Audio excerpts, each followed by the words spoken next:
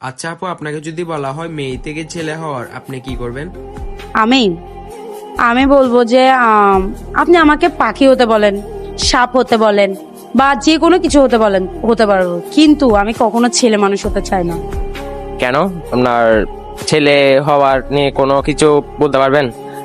আসলে হচ্ছে আমি ছোটবেলা থেকে দেখে আসতেছি ম্যাক্সিমাম হচ্ছে যে ছেলেরা অনেক বেশি স্ট্রাগল করতেছে, ওরা স্ট্রাগল করে করে বড় হচ্ছে, প্লাস হচ্ছে যে ওদের ফ্যামিলির মানে খরচ বহন করা, প্লাস হচ্ছে আব্বুদেরকে দেখতেছি তাদের সন্তানদেরকে বড় করা।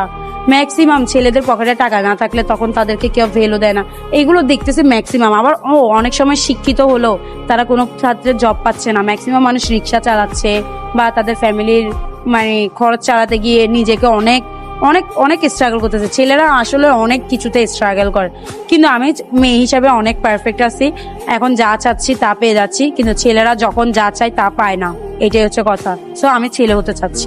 আচ্ছা, আপনি বলতে চাচ্ছেন যে মানে ছেলের থেকে মেয়ে বেস্ট? মেয়েরা বেস্ট, কিন্তু মেয়েদেরও কষ্ট আছে, এমন না যে কখনো কোনো কারো কষ্ট থাকবে না, সবারই জীবনে কষ্ট থাকে।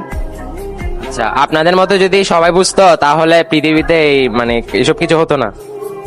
আসলে আপনি বুঝলেও এখন ম্যাক্সিমাম দেখি মেয়েরা ছেলেদেরকে রেসপেক্ট করে না বা ছেলেরা মেয়েদেরকে রেসপেক্ট করে না, কিন্তু আমি মনে করি যে ছেলে মেয়ে দুইজনেরই সমান অধিকার হওয়া প্রয়োজন। Okay, thank you.